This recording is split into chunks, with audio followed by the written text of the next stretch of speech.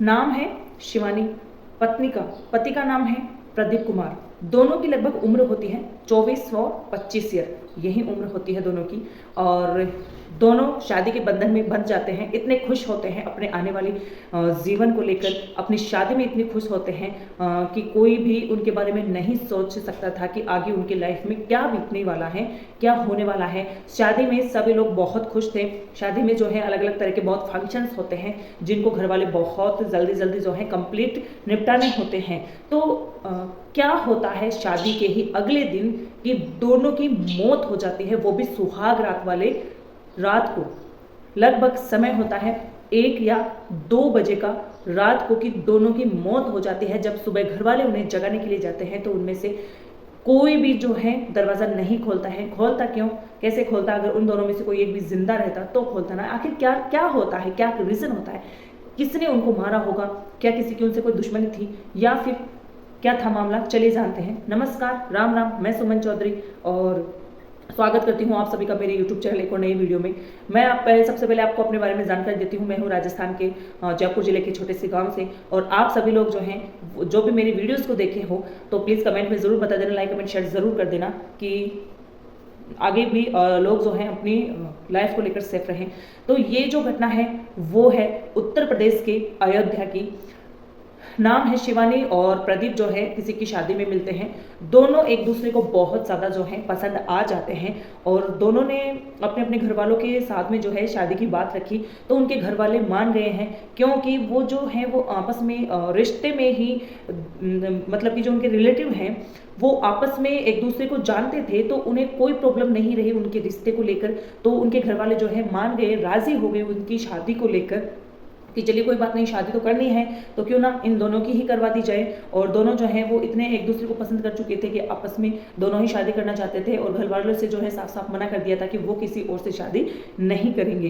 तो शादी में जो है जब शादी का मुहूर्त निकलता है तो उनकी शादी को लेकर 6 महीने होते हैं और उनको जो है बिल्कुल भी सब्र नहीं होता है कि उनकी शादी में 6 महीने रहे।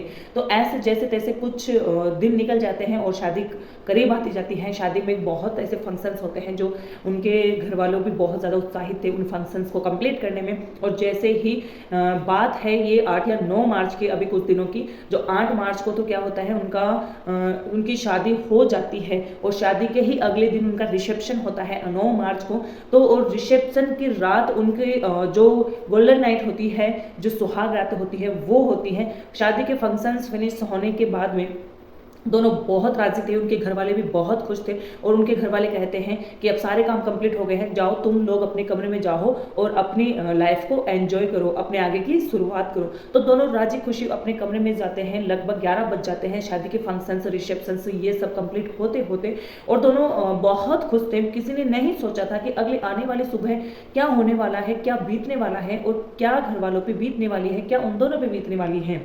तो जैसे ही वो जाते हैं तो चले तो जाते हैं, लेकिन जब सुबह होती है तो उस कमरे में मतलब इतना सुनसान रहता है कि किसी की कोई भी चहल पहल की आवाज़ नहीं आती है। लोग जो हैं उन्हें जगह जगह कर चले जाते हैं। सबसे पहले उसका बड़ा भाई आता है और कहता है कि हमें अब आगे की जो रस्म है वो भी कंप्लीट करनी है, तुम दोनों जल्दी से रेडी होकर बाहर आ जाओ। इतना वो कह के बाजार में चला जाता है कोई काम। तो वो इतना ध्यान नहीं देता कि दोनों सो रहे होंगे और अभी उठ जाएंगे। फिर थोड़ी देर बाद में कोई उनके घर से जाता है, फिर वापस उनके परिवार से जाता है उन्हें जगाने के लिए। फिर कोई उनके ऊपर ज़्यादा ध्यान नहीं दे रहा था, लेकिन ऐसे करके 1-2 घंटे बीत जाते हैं और उनका कोई भी रिएक्शंस नहीं होता है बाहर आने का।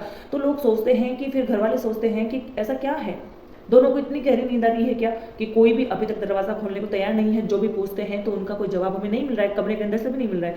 तो एक कमरे के अंदर जो एक झरोका होता है, खिड़की होती है, एक 8 साल की 9 साल की बच्ची उस कमरे से देखती है। तो क्या देखती है कि उस बेड पे जो है वो दोनों बेसुध पड़े हैं, दोनों नहीं पत्नी पड़ी है और वो जो प्रदीप है वो उसका आधा हिस्सा दिखाई दे रहा है जो कि लटका हुआ है। यानी कि दोनों की मृत्यु हो जाती है, दोनों मौत के घाट उतर जाते हैं। अभी यहाँ पे वो जो बच्ची है वो बहुत ज़ोर से चिल्लाती है और कहती है कि आप एक बार कमरे के अंदर झाँक के देखिए ऐसा क्या हो रहा है। तो उनके घर वाले जो देखते हैं वो पाते हैं कि ऐसा ऐसा क्या हो गया है, दोनों को वहाँ पे मरा हुआ देखकर लोग बेसुध हो जाते हैं और हाव भाव हो जाते हैं। दरवाज़ा तोड़ते हैं, दरवाज़ा तोड़ने के बाद अंदर प्रवेश करते हैं तो पाते हैं शिवानी अपने बेड पे पड़ी है, उसकी मृत्यु हो चुकी है और जो प्रदीप है वो पंखे से लटका हुआ है, उसने फांसी लगा ली है। लेकिन ऐसा क्या हो गया है, पुलिस को फ़ोन करते हैं, घर वालों का रो रो कर बुरा हाल है। किसी ने नहीं सोच रखा था कि कुछ ऐसा भी हो सकता है। सब ऐसे सोच रहे थे कि दोनों की मर्जी से शादी हुई है, दोनों इतने खुश थे, लेकिन क्या हो गया है इन 5-6 घंटों में कि दोनों मौत के घाट उतर गए हैं। ऐसा क्या है, क्या इसके पीछे का और कुछ रीजन है? पुलिस को बुलाया गया, पुलिस ने जब छानबीन करी तो प्रदीप के फोन से शिवानी के फोन में एक मैसेज था और मैसेज में प्रदीप ने ये लिखा था किसी और के नंबर से, मतलब कि किसी और दूसरे नंबर से उसने मैसेज किया शिवानी को कि उस नंबर से नहीं किया जो शिवानी को अक्सर वो बात करता था, मैसेज करता था। वो उसके पिछली जिंदगी के बारे में जानने के बारे में उसने कोशिश करी सुहाग रात स्टार्ट होने से पहले।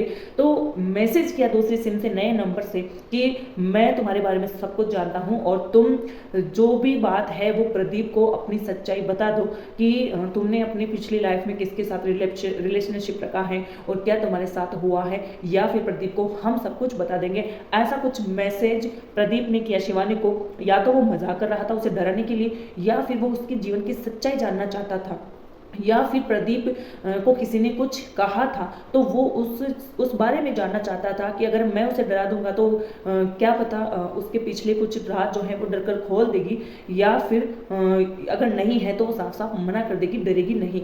तो वो मैसेज जाने के बाद में वो बिल्कुल घबरा जाती हैं और लगभग ऐसे अनुमानित लगाया जाता है कि दोनों के बीच में 11 बजे से लेकर 2-3 बजे तक बहुत खानासुनी चलती है इस मामले को लेकर, और वो जो है डर जाती है, सहम जाती है और प्रदीप को सब कुछ सच्चाई बता देती है जो कि उसका कोई पास्ट था।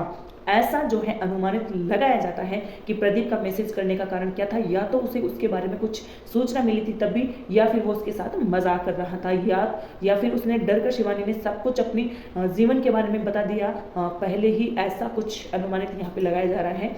खैर, कुछ भी हो कुछ भी नहीं हो, दोनों की जो वो रात है कुछ चंद पलों में उनको मौत के घाट उतार देती है। और प्रदीप को जो है वो सारी सच्चाई जो है बर्दाश्त नहीं होती है। शायद उसने मजाक किया था लेकिन मजाक उसकी हकीकत बन गई और उसे बर्दाश्त नहीं हुआ। तो शिवानी ने पहले उसको मौत के घाट को उतारा होगा और फिर खुद जो है सूझबूझ भूल गया और डर के मारे शायद उसने आत्महत्या कर ली।